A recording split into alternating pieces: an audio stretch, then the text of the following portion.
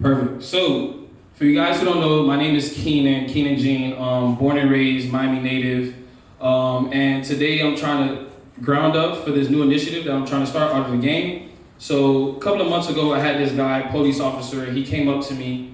He asked me what was my first, I guess, like interaction with sports. And that was actually a game that he brought me to, which was a FIU basketball game. From there, that kind of led me to want to know what made sports, the interactions behind it, the connections, the athletes and stuff like that. And yeah, he took us to a FIU basketball game. I thought it was pretty dope. It was me and a couple of friends of mine at an elementary school, and everything was expense-free. We had fun, we made a lot of memories, and that was kind of my first interaction with sports. And that's kind of something that I want to do back into the community. I don't know if I don't see it as much, but that's something that I kind of want to just bring back to my old days.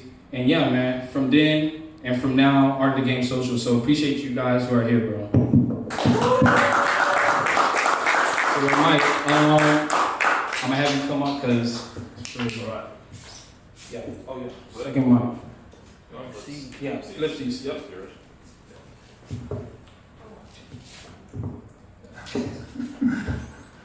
Hey, give it up for Keenan. Great job, Keenan, man. This is awesome. Yeah, this is cool. Appreciate it. So, for you guys out there, it's KallofKenan, where we get inside the minds of champions. I'm Keenan. Before we start, I want you guys to subscribe, like, give me some action in the comment section and show me some love. So, I already did the intro for you guys who didn't know about Art of the Game, but I'm gonna do it again for the people out there. Art of the Game Social is an initiative that I'm trying to start to target minorities within or all across the world. Doesn't matter which background, ethnic group, and it's gonna help give them access to different sporting events and games to any choice of theirs. So whether it's basketball, football, soccer, hockey, whatever it is, kind of want to give them that feeling, and then bring it back to how it was usual in my younger days. So yeah, man. That's amazing. Yeah, it's a great initiative. Appreciate it, bro. What social accounts are you on? Because I see you on LinkedIn. You're dialed in there. That's the only one I'm on. Yeah. So I'm on LinkedIn, also on Instagram, Facebook. We're trying to get to Twitter, trying to get on Spotify and Apple. But yeah, man. Spotify, Yeah. So before we get in there, kind of want to give everyone to introduce you. Everyone, he's a Bucknell legend. If I'm not mistaken, you all-scoring leader, right? Yeah. There we go. Come on, now tell us something. All-scoring leader.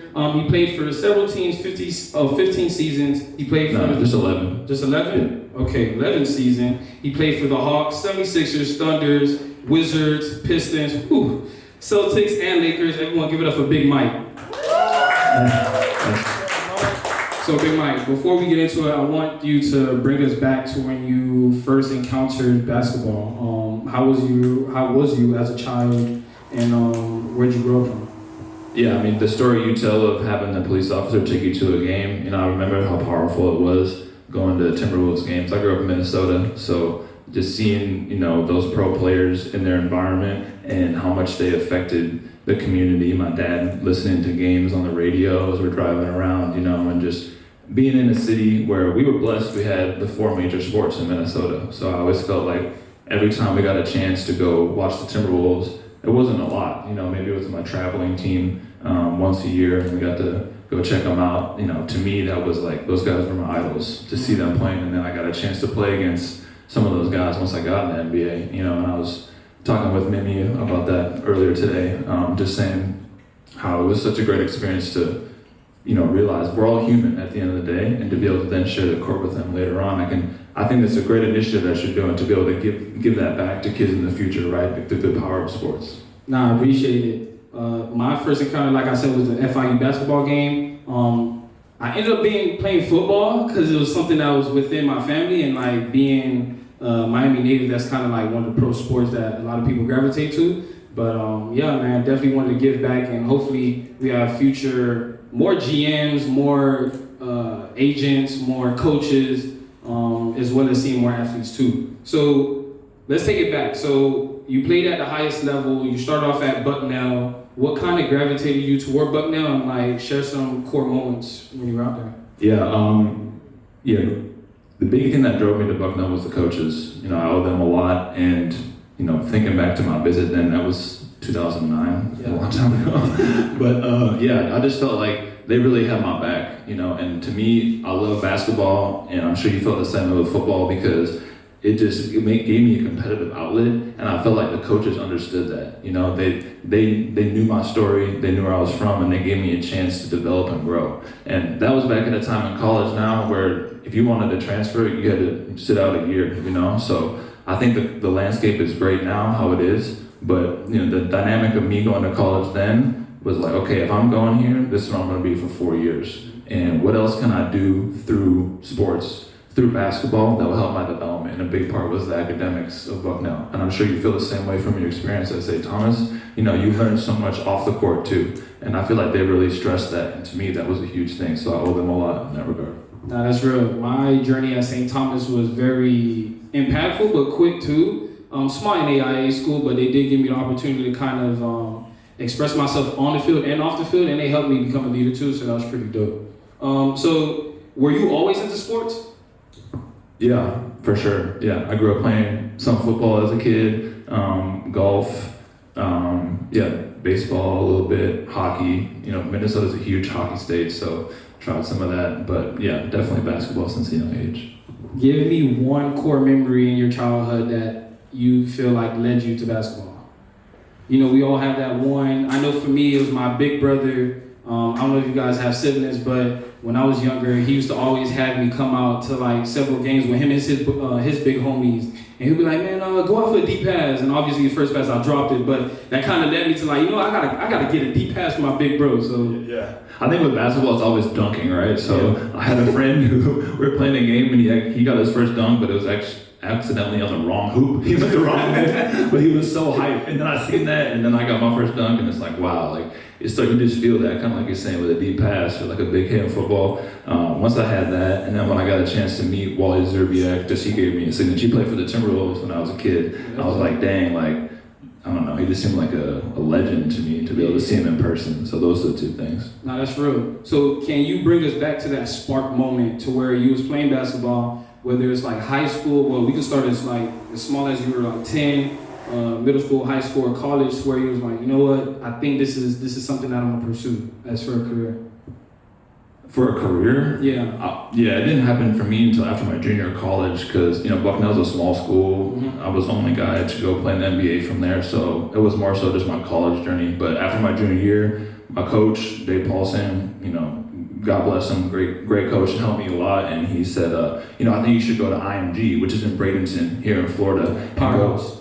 What's that? It's a powerhouse, IMG. Yeah, right. Yeah. So I went there for 2 weeks and got to train with guys who were preparing for the NBA draft. And, my mom and dad helped pay for those 2 weeks, which is huge. I really appreciated that. And so I went there, and the trainer there, the head trainer, and some of the guys were like, yo, like, you got a chance. You can play in the league. And I was like, damn, okay. So when I heard that, then that was enough for me to really lock in my senior year. And I was like, let me really try to make this a career out of it. Yeah, but it didn't happen until then. That's real. So can you bring me back to from your junior year to post or pre-NBA? How was that? Training wise, getting down to it, just for the athletes that's out there to kind of get an understanding. Yeah, so I had a good senior year. Everyone I'm sure is watching March Madness right now, right? It's awesome. Some games going on tonight, which will be fun to check out. But yeah, so we won the Patriot League, which is where Bucknell is in. We won the CJ McCollum was also in the Patriot League. I'm sure if you guys like basketball, you know him. He played for Lehigh. He got hurt that year, so we won the regular season, won the tournament, went to the NCAA tournament. And when you go to a Bucknell, you got to play well in the tournament, and so that was a huge thing. And I had a bad game. I did not do well, and I'm like, man, that really hurt, because I was like, that was my chance to really show up on this stage what I can do. Mm-hmm. And so after that, it made me even more motivated. I was like, man, I still feel like this is my calling, and I got to pursue it. So I went to Long Island, New York, mm-hmm. and I would train with this guy that my agent helped me find, and would train and go back to Bucknell to finish classes a couple times a week. Then I got drafted in the second round by the Hawks, and then I actually went to Spain right away, because back then in the second round, a lot of times you wouldn't get guaranteed deals, right? So the Hawks were like, hey, we want you to go overseas to develop. So I went overseas, played there for 6 months, and then came to the Hawks in March of 2014. So that was the story. And I'm glad so we're gonna start, I wanted to go into the draft, but you mentioned that you played overseas, right? We was just in Brazil for you guys who don't know, and that was pretty surreal because we kind of got an understanding of like the different, or the structure, how we have sports over here and how they have sports. So what do you find different? What are some similarities, and what do you like best about overseas and compared to States? That's a great question. We were talking about it some during the trip, right? But the fact that, a lot of leagues in different countries, you can get promoted and relegated. Mm-hmm. So that was real in Spain where I played. We played one game a week. Mm-hmm. And if you get the bottom 2 or 3 in the league, by the end of the year, you get sent to an entirely different league. So instead of Real Madrid and Barcelona coming into play, now you got totally different teams and your revenue is totally different. So I learned the importance of every game and every moment being in Spain. Yeah. And then I came back to the NBA during that season, and you play like 3-4 games in a week. You lose 3 games in a row, like, oh, we got the next one, you know what I'm saying? And it was like, wow, if we lost 3 games in a row to Spain, it was like, you thought the world was about to end. So it was like definitely an adjustment in that sense. But it helped me prepare, I think, to like really value, everything, and I appreciate the fact that the Hawks did want me to do that, to develop, yeah. So boom, we're going into your NBA journey, right? NBA draft 2013, you're headed to the league. What was going through your mind?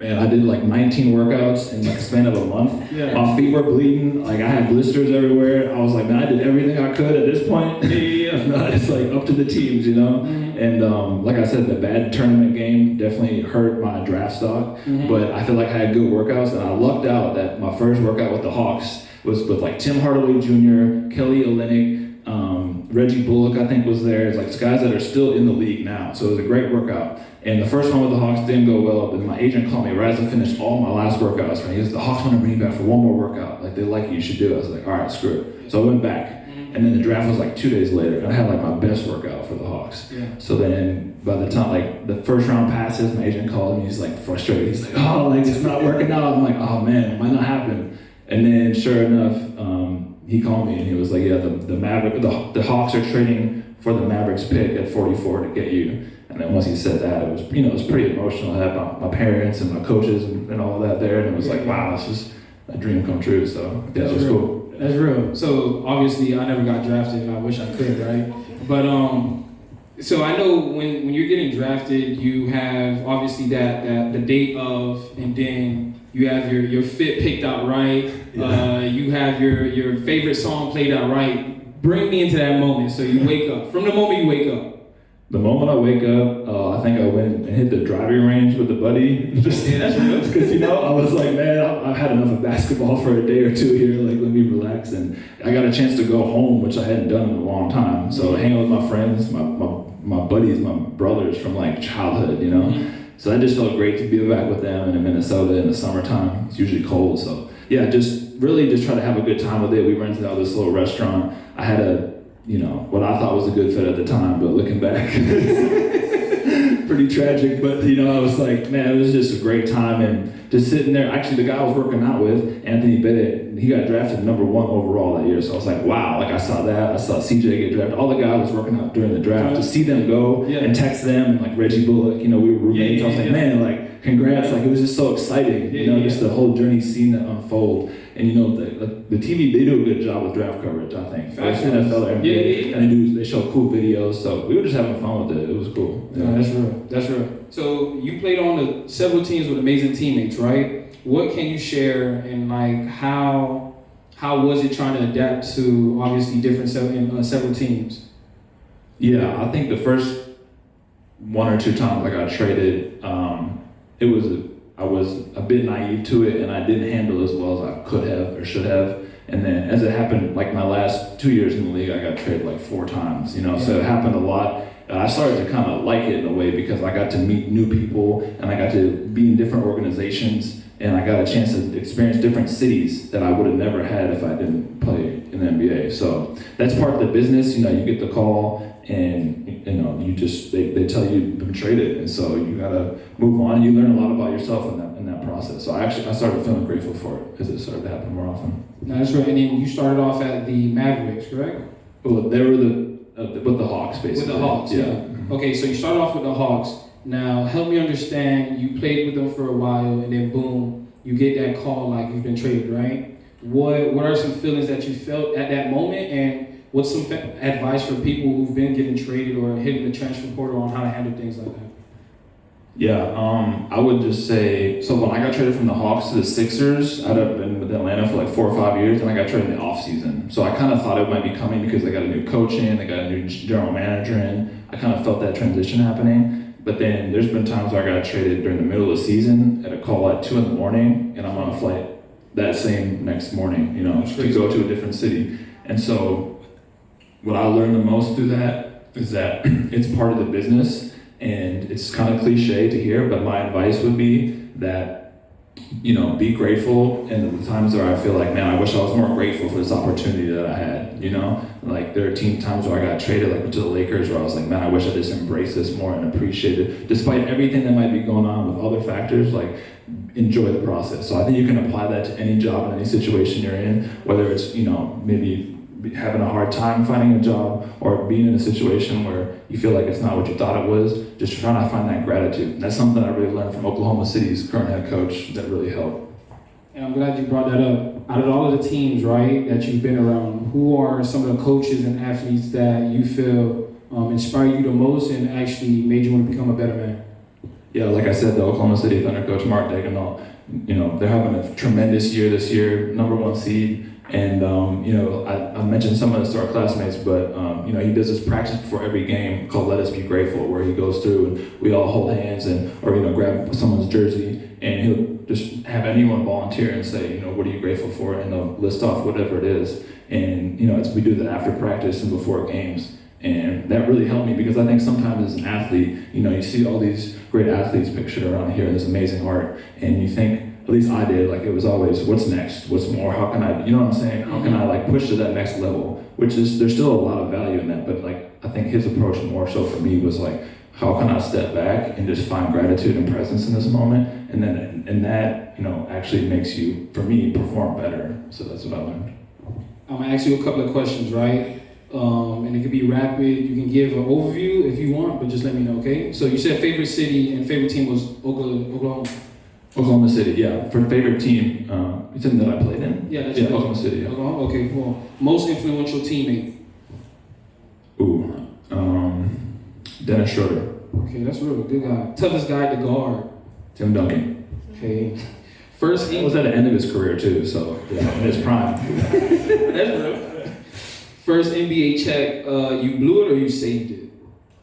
First NBA check was when I came back from Spain and I had to pay half of my buyout. All the money I made in Spain, I just gave back to them, took out a loan from my agent, and the deal I got from the Hawks was like, it was not like a luxury, like it was not what you would think for an NBA contract. So I was like sleeping on an air mattress in my townhouse, and like I definitely had some money to spend on things, but it wasn't like what I maybe first envisioned. Mm-hmm. But then my first big deal with the Hawks a few years later, I think me and Dennis actually, like I said, we just went out for a night for dinner and hit a little lounge, so it was fun. Yeah, that sounds good. What do you guys do? What lounge?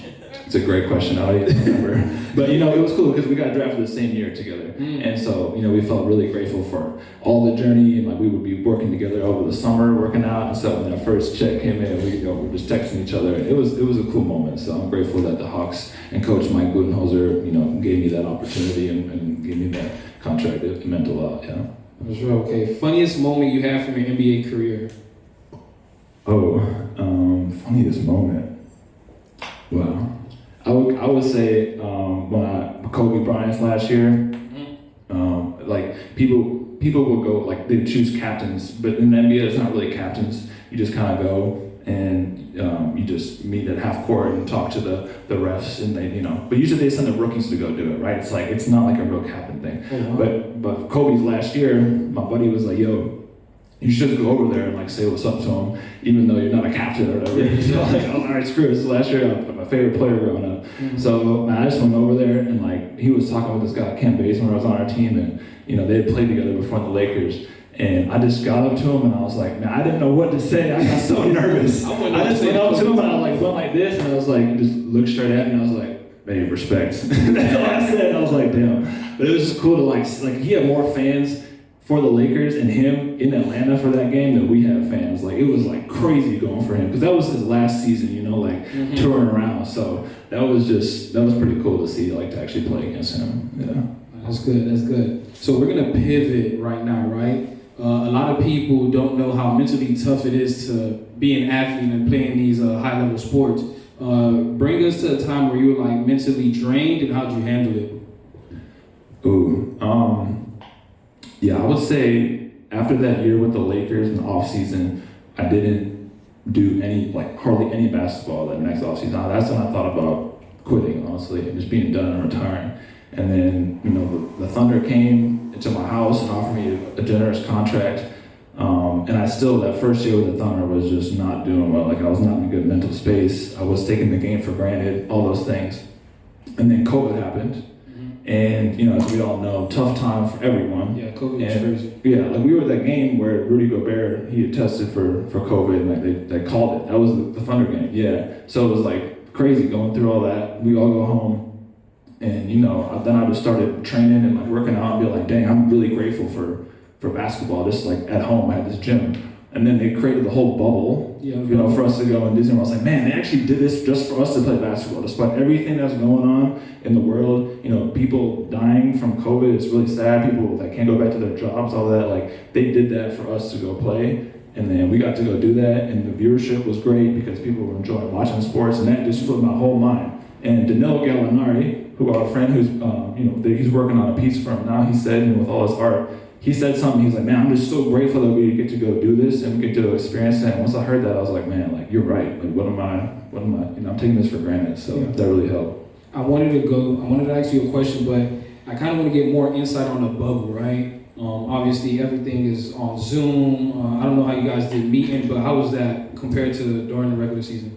It was interesting because, yeah, there's no fans, so it just felt like a big basketball camp. And we played the Rockets in the playoffs in the bubble, and we were staying in the same hotel, the same floor as them. Wow. You know, so you just see people walking. Like I said, it's like a big adult basketball camp, and it was cool though. It was down in the Disney World complex, and the NBA did a great job with it. But yeah, it was really well run, and it was a fun time. Okay, perfect. So now I want you to bring us to a time where you felt most pressured, like your most pressured game, and I don't know if you actually like succeeded from it or you failed from it.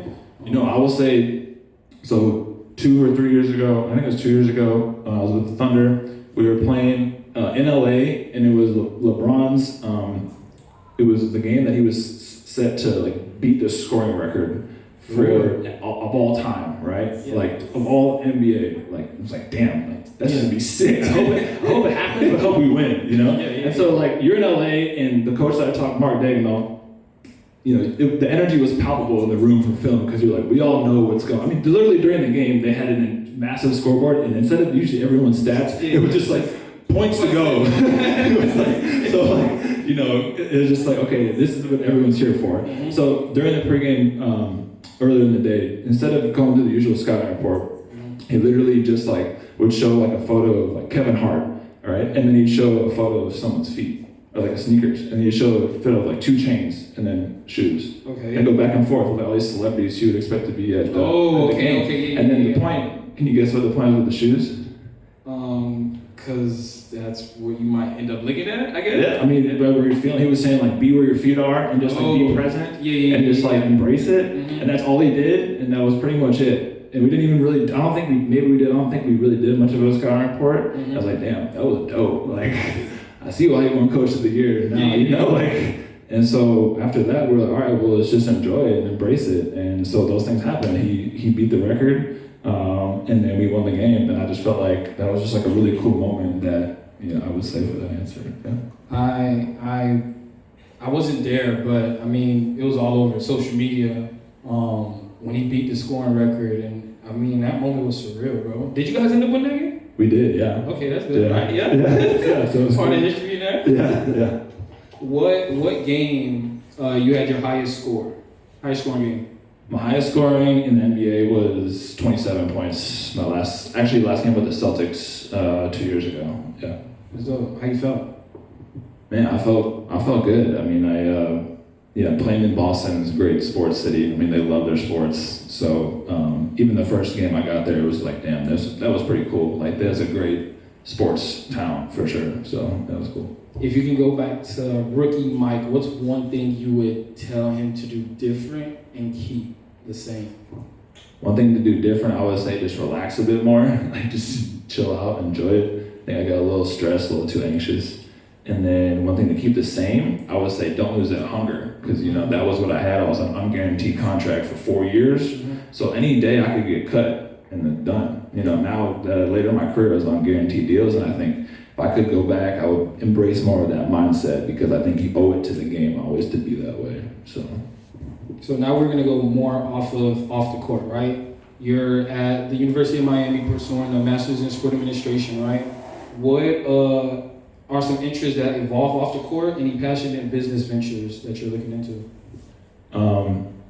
Yeah, in terms of that, off the court, I'm more so focused on trying to coach right now. So that's where I'm at. And for me, I think I'm starting to see more of the business of basketball. And when you're a player, you're just kind of focused on that lane. So I'm grateful. We got some people here from our class. So thanks for showing up, y'all, and help supporting Keenan here. And so I would just say, kind of the business of basketball. There's a pro-am, Twin Cities pro-am, that I'm a part of and help the team out. So that's really my focus right now.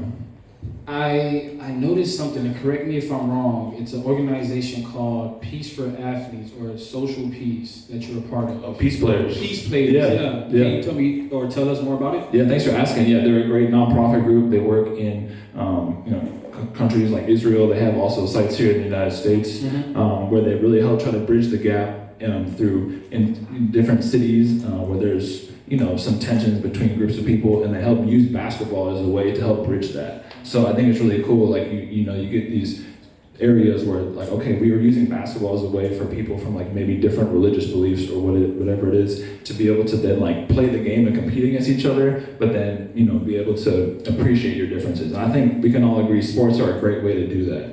And we were at a rowing regatta earlier today, my first one, supporting University of Miami, and it was just cool to see all the different universities and teams there, and like just to see the power of sports, everyone going out competing, and just being able to live with the results and enjoy that competition together. Bro, I'm glad that you brought that up. That's kind of one of the things that me and my family look forward to on Sundays. We all could relate Sunday football Sunday, and we didn't have much in common because of the age gap, but one thing about it, we all knew 12 o'clock when the Dolphins played, everyone had to be present. Like, no more cooking, Everyone's in the house. You're either in the house or out. And if anyone had one bad thing to say about the Dolphins, listen, you're not sleeping here tonight. But honestly, I'm happy that you brought that up, because that's kind of what brought me and my friends and a lot of people that I grew up with was football. That's kind of what brought us together. So yeah, man, I can relate to that. Yeah. Okay, so now we have mental health, right? Mental health is very important in today's time. What are your overview on it, and how do you think athletes should go about it? Yeah, it is very important. I think a good awareness meditation practice has helped me a lot. I think the power of cold water has helped me a lot, the cold tubs, and being able to just focus on my breathing. I think there are times where I get stressed or I get anxious and I start thinking too much about the future, and if I just focus on my breathing, and it might sound a bit cliche or overused, but it's helped me. And then there's the Tao Te Ching, which is this book related to Taoism, which I've started to read, which has helped me just kind of be able to be more accepting of things. Those are two things that have definitely helped my mental health. Yeah. Okay, perfect. Now I got some rapid fire questions, right? So craziest fan interaction. Oh wow. I mean, if you didn't have any crazy, then that's real, but... Okay, I have to think about that one. Okay, cool. Yeah. Most underrated teammate. Ooh. I'm still Shea Gilgeous-Alexander. Guilty pleasure. You can't say he's underrated anymore, but like I was playing with him 4 or 5 years ago, so I'm still gonna say Shea. Yeah. Guilty pleasure. Guilty pleasure. Ooh. I mean, yeah, definitely in the food department. Yeah, for sure. Yeah, definitely desserts, all that. Weirdest pre-game ritual you've seen? Oh man, there's some pretty weird ones. Like if you look at all the teams, all the handshakes they do, like we would have the same handshake for everybody for every single game in 82 games. So it's like it was actually also cool at the same time. But I'm sure you've done that in sports too. It's like we would go through the whole line. It was the trainers, the coaches, the players, and you'll have your separate individual handshake, and you do it every single time. Like to me, I would sometimes look around and be like, wow, this is crazy. We're doing this. Like, who talks the most trash in the league at your time? At my time, when I was playing, I would say it was Paul Pierce back then, and he was good at it though too. Like that one time I was in the playoffs and I hit a 3 to tie the game, or like I think it was to tie or go up 1 or something. And then he came back and he banked a shot. Remember that? Yeah. He was like, they said, Paul, did you call bank? He said, no, I called game. That's real. Like, he's actually good at it. So. If you weren't hooping, what random job would you be doing? Man, I got a new coffee machine thing, so I think it'd be kind of cool. What do you call it? Espresso machine? Espresso machine? Yeah. So I would say maybe, obviously I wouldn't be good at it because I don't even know what it's called, but yeah, having a little coffee shop would be cool. Random day I come trying to get a Starbucks, I go to Starbucks and you turn around like, hey, Keenan. Okay, cool, right? Have you ever Googled yourself and like, what was one thing you was like, that's a lie? Yeah, I have Googled myself, and in terms of a lie, oh wow. Was everything true? For the most part. From what I could tell, yeah. So. Okay. Actually, no, that's not true. On Wikipedia, there was like these nicknames that like definitely, well maybe I never heard them, but someone on there said, yeah. What nickname, if you can remember? I don't know, it was like, I don't even remember what it was, but I never heard it before. Like Mickey Mike or something? Yeah, something like that. Yeah. Okay, advice to a freshman. Advice to a freshman. Real advice. Just any, like a freshman, like a basketball player, or a student, or just any? We can do both. Okay, I'll say for a student, yeah, for a student athlete, I would just say, enjoy the opportunity, and just get everything you can out of it. And I think a good education now, and truly being able to dial that in for sports, and through a good university. To me, like I felt so grateful for that in my time. Like I know I really love going to class, and I feel like the fact that I could get a scholarship, I felt so blessed and grateful that Bucknell gave me that chance. And I think now, like I was saying, it's an amazing landscape. Like I always felt like college players should get paid, even when I was in college. But I just think that, I would give that advice is like, don't forget that, there's still so much value in everything you're learning, and great professors at your fingertips and all those things. Don't forget about the power of the classroom. That's right. And then last one, what's your go-to drink at a bar? I'm a beer drinker now, so if you want to get a beer, I don't know, what's your drink? You want to get a beer after this? We could definitely get a beer. Mom, if you're watching this, I'm sorry. I'm a Coke and Jack. Very simple. Okay. But yeah. I like a beer because I'll have 1 or 2 and it just gets me too full. I don't drink anymore, so yeah, that's real. So Mike, it's been amazing from Minnesota all the way from the court and beyond. Before we go, what advice do you have for the people out there, and what legacy do you want to leave behind? I would say the advice is carpe diem, which means seize the day in Latin. My mom was always big on that, and that's something that I try to keep living on through every day. And in terms of my legacy, that's the same thing I want it to be. We never know what the future is going to hold, but just continue to stay grateful for what we have and waking up with a new opportunity. And I appreciate you for having me and for everyone showing up tonight, getting a chance to see this really cool, these art pieces and learn from you. And it's really cool that you put that on, so thanks. I appreciate it. So before we go, I don't know if you see this bad boy right here, right? Behind the scenes, Rado, he's behind the artist for you guys. I want to give it up, round of applause for my boy, because I told him about all of the colors from purple, green, and just the inspiration has been behind him, so I couldn't do it without him. And yeah, man, I told him I needed a very special design, and this is what he brought up. And yeah, man, this is for you, bro. Oh wow, thank you. Yeah, appreciate it. That's awesome. Yeah. Cool. So for the guys watching out there, thank you guys for watching. Guys, please don't forget to subscribe, like, share, and yeah, man, thank you, Mike, for being a part of this Art of the Game Social. Like I said, it's an initiative that I want to bring back to the community, put some smiles on different minorities' faces, and yeah, give them an opportunity to go out to different sport events of any of their kind. And yeah, man, KallofKenan, where we get inside the minds of champions.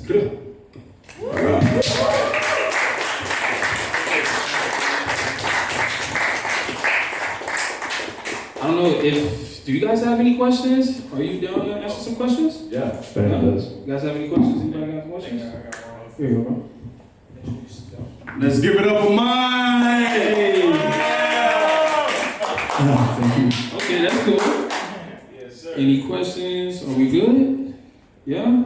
All right, perfect, man. All right. Let's eat. Thanks. Yeah. Guys, we are going and we're going to do an after party at Brick. There's going to be a sprint event that'll be here to take us over there. So if you guys are down, yeah, you guys can meet us over there.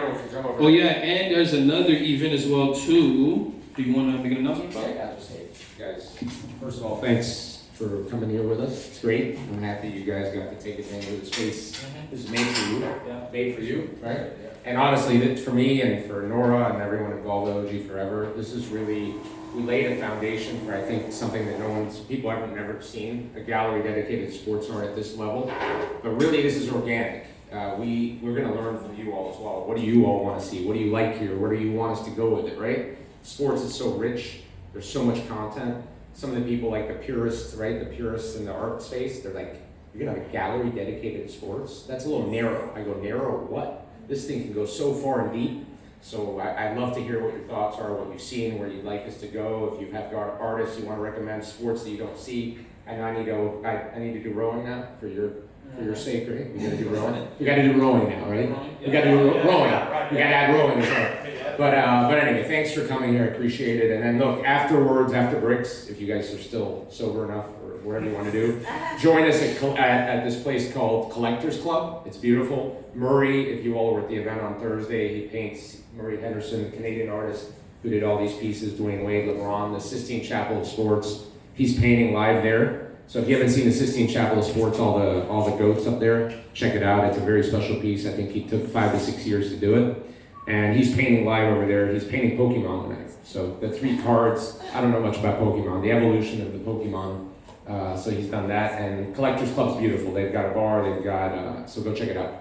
All right, after Bricks. Thank you. Stay right here. I also want to you, man. Appreciate it. No, you're not going nowhere. I also want to give a huge shout out to OG Forever, guys, please. They're actually the owners of this art space who actually gave me the opportunity to be here. Nora, please, you come. EG, come. Marco, come. So for you guys, so for me to even have this space, or not even have this space to do the event here, it was off of a school project. Professor McNair, we had this project that I had to do with a couple of colleagues of mine, and it was to simulate an event that we can have at the University of Miami. Ended up doing an event that kind of like surrounded around Art Basel, and she was driving by, and her massage place, I'm sorry, McNair, her massage place is right here, and she saw a logo which said OG Forever, and she's like, hey, this is dope, it kind of resembles what you did in your presentation. From there, Art Basel, I was driving by, and I looked to the left of me, I'm like, hold up, I think this is the logo, yeah. So I come inside, and I found Nora, and I found Sheena. I'm so sorry. I found Nora and Sheena, and they were just like so happy. They was like, oh my gosh, like, what are you here for? And I looked, I saw Kobe, and I was like, yeah, that's it. Like, I definitely have to be here. And then I saw Patrick Mahomes and Murray, who you guys saw the day of the event at the Global Sport Industry Conference. He was outside doing a live painting of I forgot his name, the baseball player. Otani, I think. Otani. He was doing a painting of Otani, and he's like, bro, would you mind like putting your own like spaz to the painting? I'm like, whoa, like, bro, this is your art piece. He's like, no, bro, like, go ahead, put your signature. And then from that moment, I was like, damn, like just the energy and the vibe that I was getting from everyone within the art gallery. I was like, you know what, this is home. It resembles art. My professor told me about it, so I just felt like it was just a sign from God, like, you know, this is something that you just have to take an opportunity of, so I just want to say thank you to all you guys.